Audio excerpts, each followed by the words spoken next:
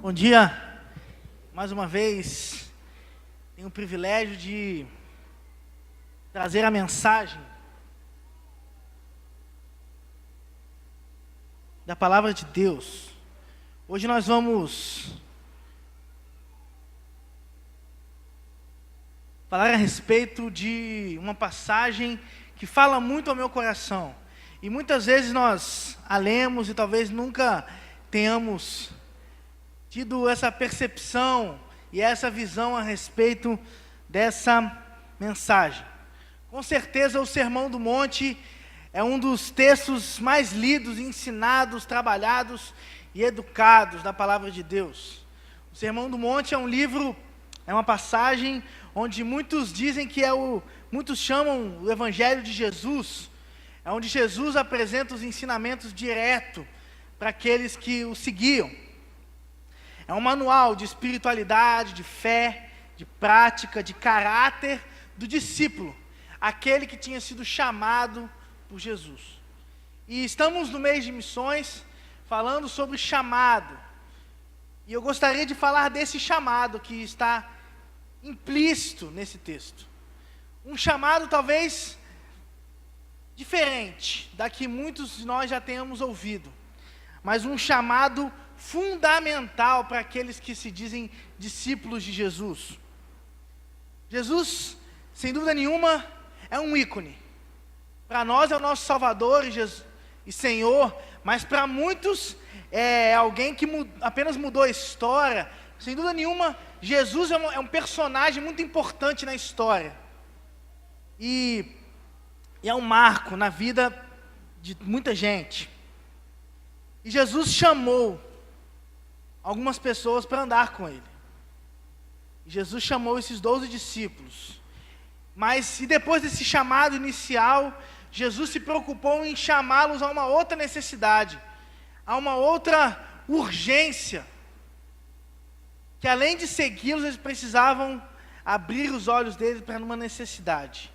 Jesus veio à Terra 100% Deus e 100% homem. E Jesus nos mostrou o perfil, o padrão do ser humano ideal. Por isso que o chamado do Sermão do Monte, que nós vamos ver nessa manhã, é o chamado do ser gente. Porque ser discípulo é ser gente. Mas uma gente diferente.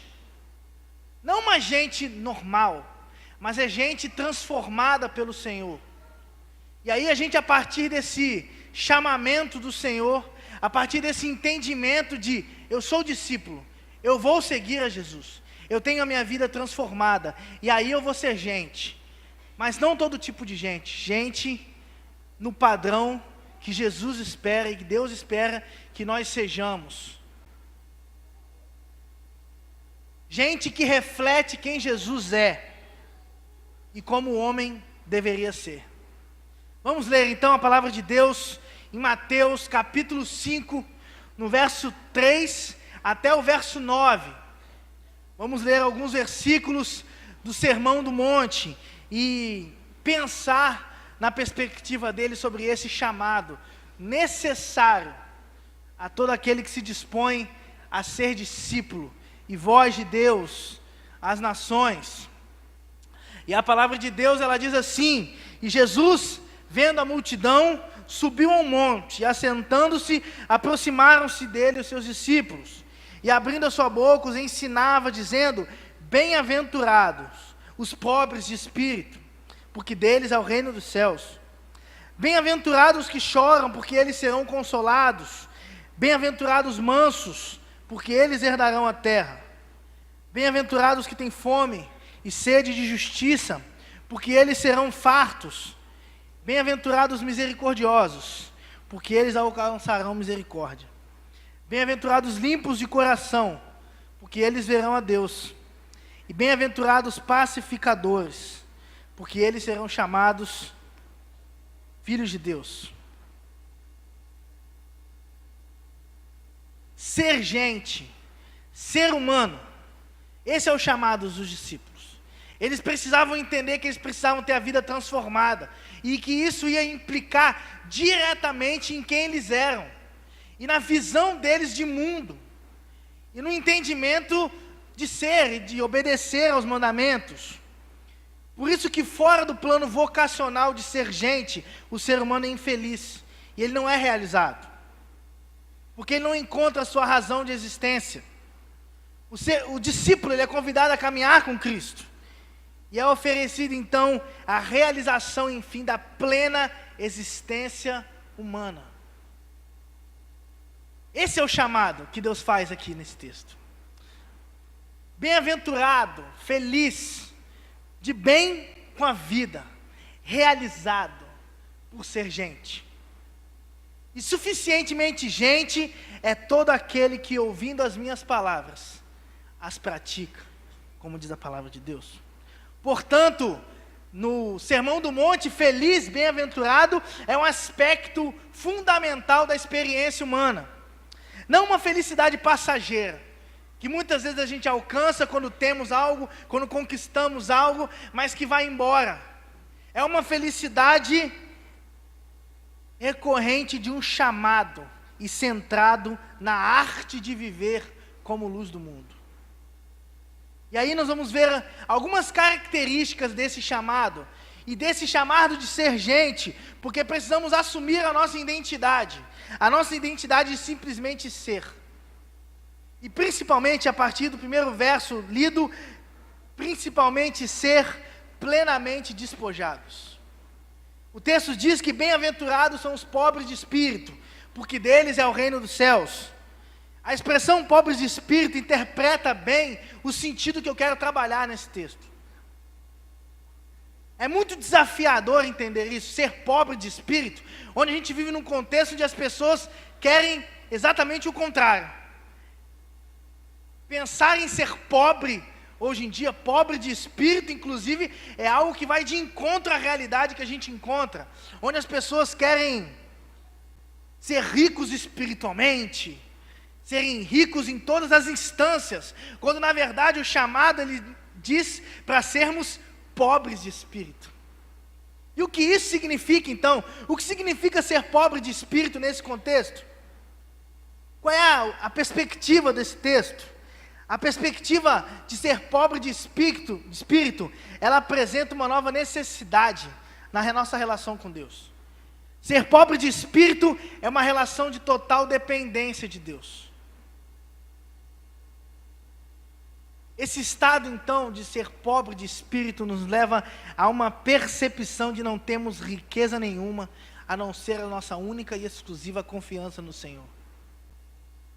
Isso que a irmã Nildeia mostrou para a gente hoje, o que o Tuta tem mostrado, o que muitos irmãos têm mostrado, é uma total e exclusiva confiança no Senhor que às vezes a gente não entende. Isso é ser pobre de espírito. Esse tipo de pobreza não está ligado à limitação econômica, social, política ou qualquer outra. São felizes pois têm na decisão entre Deus e as riquezas, Deus. Seja ela qual for a riqueza. Riqueza na nossa saúde, riqueza nos bens, riqueza, enfim. Não existe nada melhor do que estar na presença de Deus. Isso é ser pobre de espírito. Portanto, os pobres a quem Jesus foi ungido a evangelizar, e nós vemos isso em Lucas 4:18, são aqueles que humildemente então depositam sua confiança em Deus. Pois o pobre do espírito é herdeiro do reino de Deus. A recompensa final do pobre de espírito é o reino de Deus. Não são as coisas desse mundo. Ele não espera algo desse mundo. E o espírito dele está voltado para o Senhor. E ele depende dele, ele confia nele. Por isso herdarão o reino de Deus. Porque a recompensa deles é eterna. Por isso precisamos simplesmente ser despojados. Plenamente despojados. Onde está o nosso coração? Eu tenho dito isso muito nos trabalhos com a juventude. Onde está o nosso coração? Onde está depositada a nossa riqueza? A nossa busca precisa ser em Deus, confiar em Deus. Esse é o primeiro chamado, ser plenamente despojado e confiar no Senhor. O segundo, como o texto continua dizendo, que são os que choram, bem-aventurados que choram, porque eles serão consolados. Por isso o chamado vem para sermos cheios de sensibilidade. Precisamos ser cheios de sensibilidade. Nós seres humanos somos dotados de emoções. Isso nos difere dos outros seres vivos. Nós temos decisões, nós sentimos, nós podemos decidir o que queremos, nós choramos, nós nos alegramos, nós somos dotados de emoções, nós choramos, nós sentimos a dor um do outro. E os que choram são felizes porque conseguem preservar a sua natureza, a sua vocação de ser gente. Chorar por chorar não indica felicidade. Chorar por chorar não indica sensibilidade. O que o texto fala é um chorar porque tem sensibilidade, se coloca no lugar do outro. É feliz porque tem um espírito que é sensível.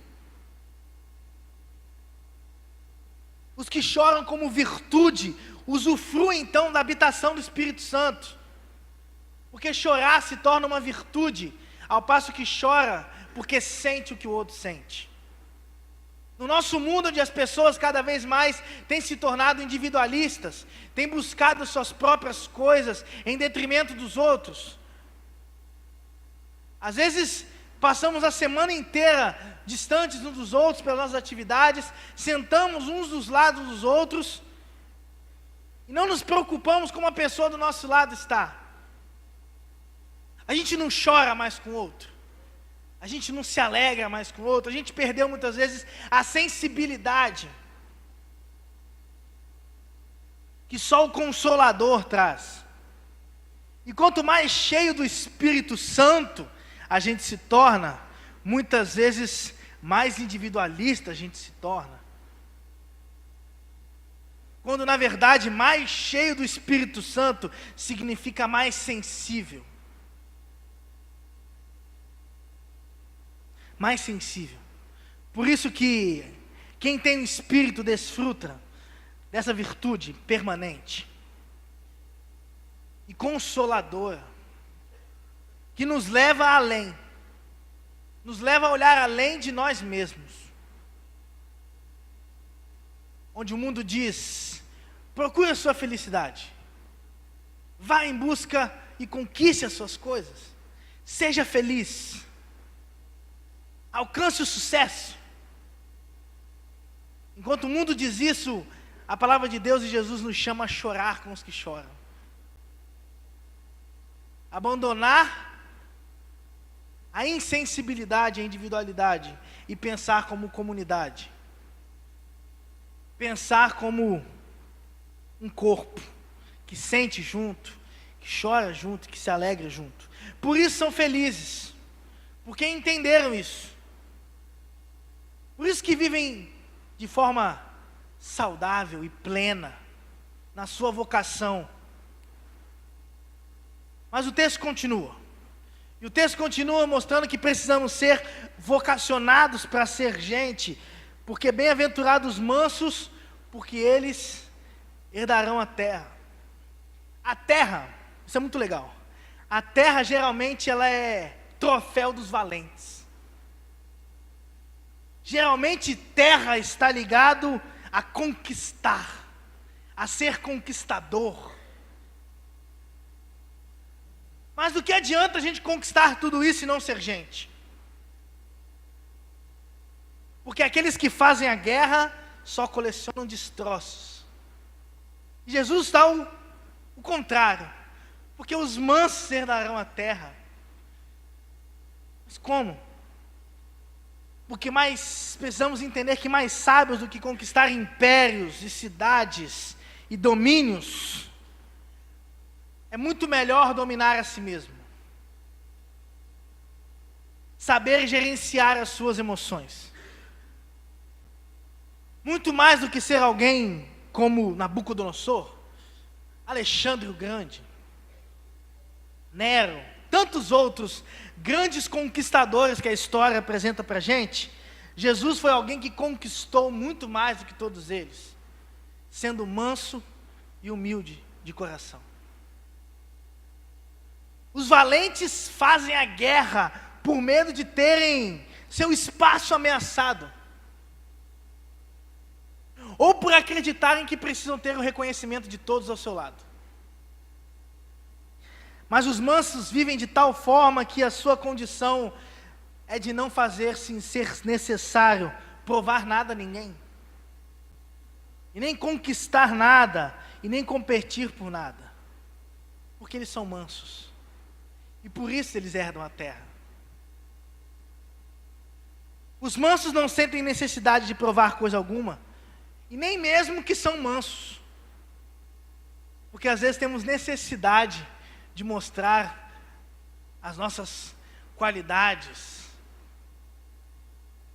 Para os mansos, a única condição necessária é ser manso, e nada mais, e por isso herdam a terra. Felizes são aqueles que têm a consciência de serem feitos à imagem e semelhança de Deus, e por isso herdam a terra, porque são a imagem e semelhança de Deus. E aí nós vamos herdar a terra, em Cristo Jesus.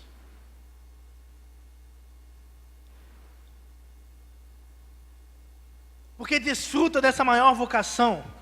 Os discípulos são felizes porque herdarão a terra, através de Jesus, através do sangue de Jesus. E por isso não é necessário a guerra, por isso não é necessário a valentia.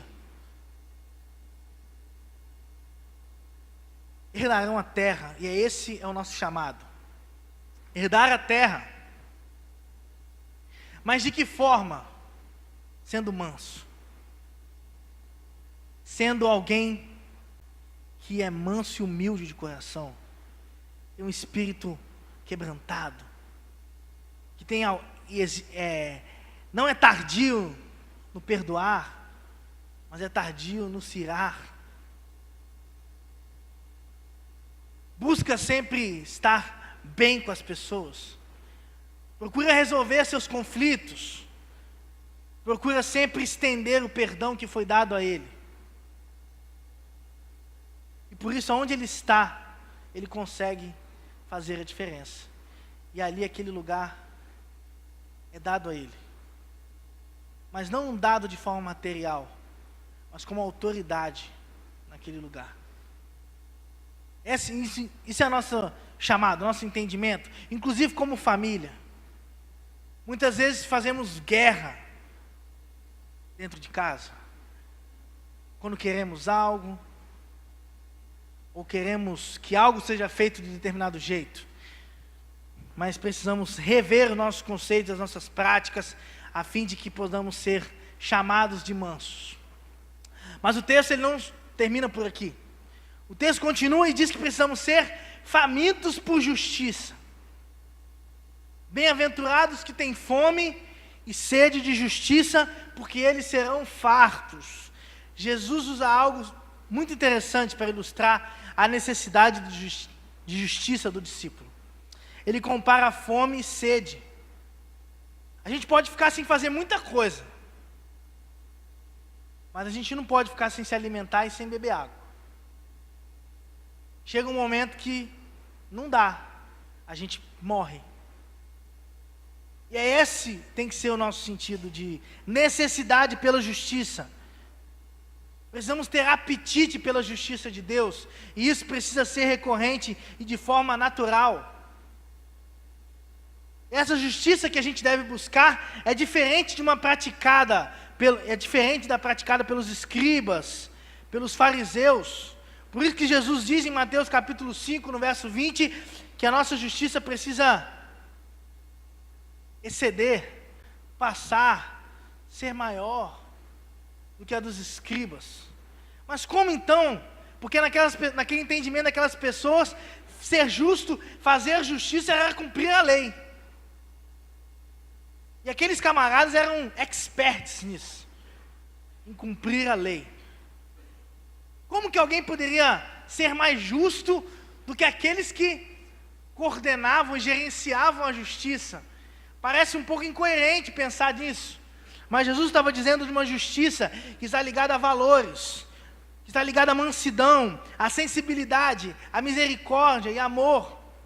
Justiça para Deus não consegue caminhar longe de graça, longe de amor. A fome e a justiça de Deus e da justiça de Deus são afirmados na manifestação desses valores entre as pessoas. A gente às vezes perdeu esse entendimento de ser justo, de buscar a justiça de Deus. E a gente precisa ter essa responsabilidade de, nas nossas demandas, no nosso dia a dia, a gente manifestar essa justiça. Infelizes são aqueles que não têm apetite por essa justiça. Sabe por quê? Porque são incomodados, porque são acomodados, são indiferentes. Felizes são os que nunca se fartam de se encher da justiça de Deus. É um prazer para o discípulo manifestar a justiça de Deus, e por isso nas suas relações, ele vai buscar ser manso, ele vai buscar a graça, ele vai buscar o amor, ele vai buscar a misericórdia, porque é um prazer, ele se sente realizado em cumprir esse chamado, e os discípulos precisavam entender isso.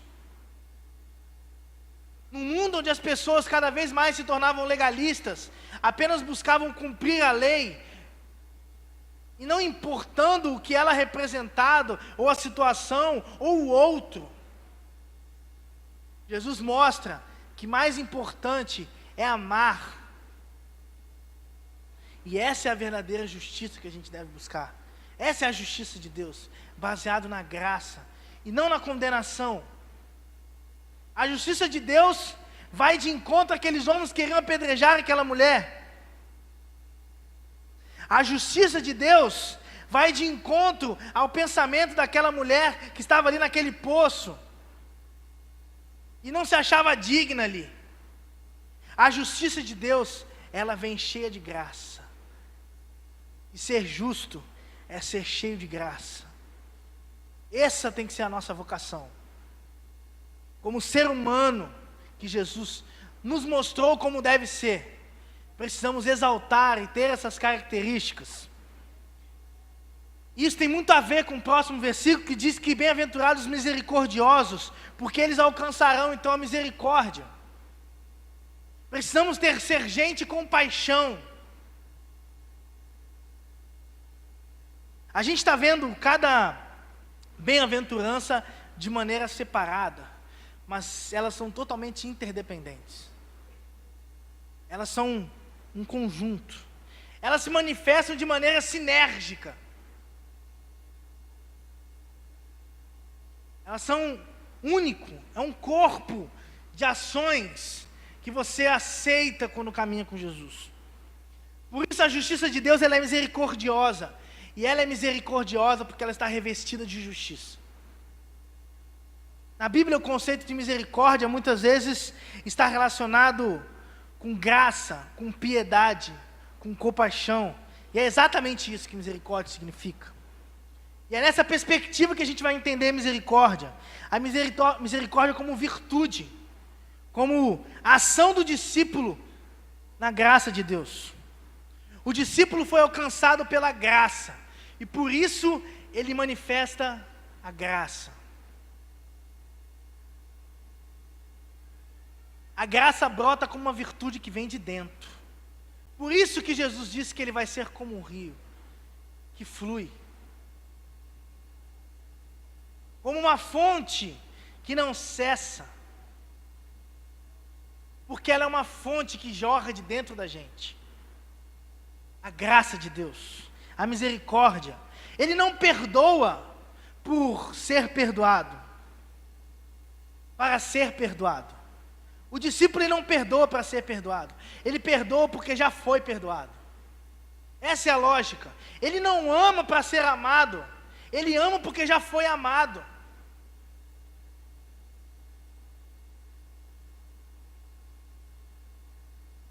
gente com paixão. Isso deve ser o foco do discípulo, que aceita o chamado de ser voz de Deus para as nações. E ele age na sua vida e nas suas relações com base na sua relação com Deus. Por isso, amar o próximo como a ti mesmo se torna consequência do amar a Deus sobre todas as coisas. Amem a Deus sobre todas as coisas e amem o próximo como a ti mesmo.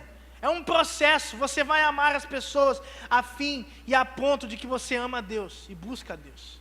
Porque você se torna uma fonte da graça de Deus. Felizes então são esses porque, primeiramente, eles foram resgatados na sua vida e conhecem o valor da graça. Porque aqueles que conhecem o valor da graça entendem, como Bonhoeffer diz, um autor diz, porque tem por Senhor o misericordioso. Ele manifesta a misericórdia porque ele tem por si o Senhor, que é misericordioso. Por isso é feliz, porque manifesta o Deus a quem serve nas suas relações. E por isso são santificados, porque bem-aventurados são os limpos de coração, porque eles verão a Deus. É importante relacionar essa bem-aventurança com a promessa a ela relacionada. Bem-aventurados limpos de coração, ponto. Não, porque eles, Léo, verão o Senhor. O autor de Hebreus 12 nos remete a esse texto quando diz no capítulo 12 que sem santificação ninguém verá o Senhor. Ser santificado então é ter um coração limpo. Ser santificado é manter uma vida baseada na confiança absoluta em Deus. Ser santificado é considerar uns aos outros em amor. Quem são esses então, senão os filhos de Deus? Que através de Jesus Cristo tenham acesso direto ao Pai. E diante desse Deus, e por Jesus, esse discípulo é descontaminado. E ao mesmo tempo é contagiado pela santidade de Deus. Através de Jesus, somos descontaminados e contagiados pela santidade. Por isso verão o Senhor. Porque Jesus, o sumo sacerdote, ele é santo, e ele nos faz santo nele. Pedro, em sua primeira carta, ele confirma isso, dizendo que, e assim como é santo aquele que vos chamou, sede vós também, santos em todo o seu procedimento. O discípulo é feliz pela necessidade de manter sua vida transparente, sincera e sem farsa. Por isso é feliz, porque ele é limpo de coração. E é feliz porque por meio de Jesus, eles veem a Deus. Por meio de Jesus. Por isso é necessário um encontro com Jesus para ser feliz. Realmente, como Jesus espera que nós sejamos. E como o homem deve ser. E caminhando já para o fim, bem-aventurados são os pacificadores, porque eles serão chamados filhos de Deus. A guerra é o oposto total da paz. A gente vê guerra de todo tipo. A gente vê guerra nas nações, a gente vê guerra dentro do povo de Deus, a gente vê guerra nas famílias, a gente vê guerra quando a gente vai para a televisão, a gente vê guerra quando a gente vê qualquer coisa que a gente vê hoje, a gente vê guerra, a gente vê disputa, a gente vê violência. Paz para Jesus não é a ausência de guerra.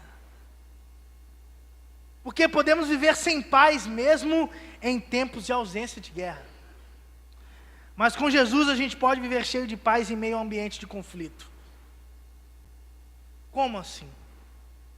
Como ter paz em meio ao conflito?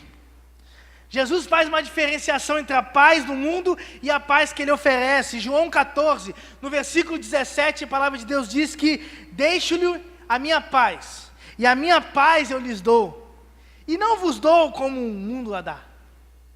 E não se perturbem então os seus corações e não tenham medo. Paz é amizade e intimidade com Deus.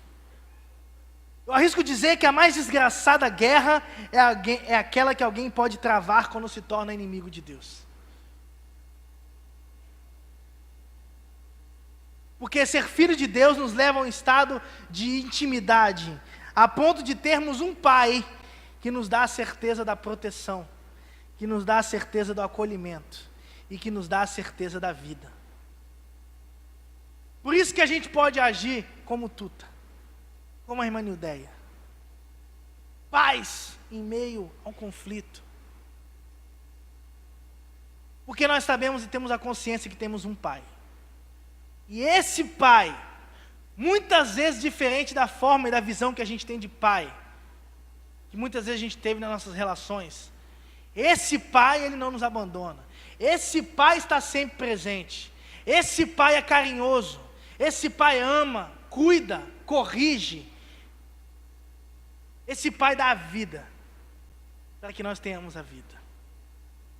Por isso que o discípulo, ele é feliz por ser um habilidoso, então, construtor de paz. Sua felicidade se dá em ser pacificador, e ele se sente realizado quando promove a paz. Ele, por natureza, é um pacificador, e os pacificadores são chamados de filhos de Deus. A sua identidade é essa, ser pacificador. Precisamos, aonde estivermos, levar a paz, ser construtor da paz.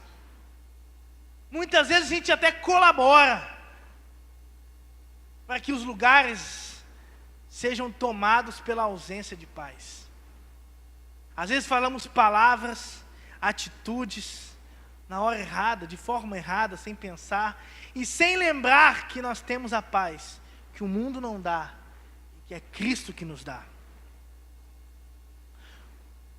Concluindo então, o texto nos últimos 2 versículos, 10 e o versículo 11, ele fala sobre a bênção de seguir os passos de Jesus, mesmo diante das perseguições e das dificuldades. Somos chamados para ser sal e luz, como o próprio Jesus diz, e continua o texto falando, em Mateus 5. A função dos seguidores de Jesus é de conceder a luz a quem está em trevas. Por isso que agora, nas condições de filhos da luz, como chamados pelo Senhor, somos chamados a viver de uma vida que manifeste essa condição.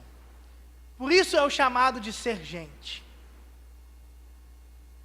Porque quando o pecado ele entrou no mundo, ele corrompeu a nossa natureza. Por isso que o discípulo de Jesus, ele busca manifestar essa nova natureza, e a verdadeira natureza que o homem nunca deveria ter perdido. Esse é o chamado de ser gente, de ser e de manifestar a identidade que a gente ganha quando a gente se encontra com Jesus. Por isso, meus irmãos, precisamos nos atentar para isso. Precisamos rever as nossas atitudes, as nossas ações, enquanto igreja, enquanto cristão, enquanto discípulo do Senhor. Precisamos sim pensar nas nações, mas precisamos pensar também nos nossos corações, nas nossas mentes, nos nossos olhos. Porque para que sejamos voz de Deus às nações, mais uma vez a justiça, o amor e a misericórdia e a santidade precisam estar manifestadas na nossa vida. E precisamos ter como bandeira a paz. Esse é o nosso chamado de ser gente. Gente como Jesus foi. Que amava e que se importava com os outros. Voltemos os nossos corações para esse entendimento e para essa necessidade. E o chamado do Senhor que Ele fez para os discípulos Ele vai de encontro à nossa vida hoje. Eu gostaria de orar por nós, como igreja, como filhos de Deus. Eu queria fazer um desafio, apenas um desafio, não vou pedir você vir aqui na frente, mas se você aceita esse chamado que Jesus fez de ser gente, de assumir a identidade que Deus te deu e buscar essa manifestação dessas características, juntamente comigo vamos orar de pé e vamos assumir essa identidade de filhos da luz, de seguidores, de discípulos, mas principalmente de gente regenerada, gente transformada pelo Senhor. Vamos orar. Senhor Deus, nós te agradecemos porque o Senhor nos chamou, mas principalmente, primeiramente, o Senhor nos chamou das trevas para a luz. E na luz que estamos hoje, precisamos manifestá-la, para que mostremos que temos comunhão contigo e comunhão com os nossos irmãos, como a palavra de Deus diz. Que nós sejamos como os discípulos ali naquele dia e entendamos a necessidade desse chamado vocacional de gente que ama, gente que manifesta a graça, gente que manifesta o amor, gente que manifesta a justiça de Deus, porque é nova criatura e tem essa natureza que Deus deu a nós. Que nós cada vez mais possamos abrir mão do nosso eu, da nossa carne, para que manifestemos a pessoa de Jesus Cristo na nossa vida. E possamos, por onde andarmos, termos a certeza que somos felizes, realizados e plenamente satisfeitos no Senhor. E com nós mesmos, porque somos o que somos e somos filhos de Deus. Essa é a oração que eu te faço.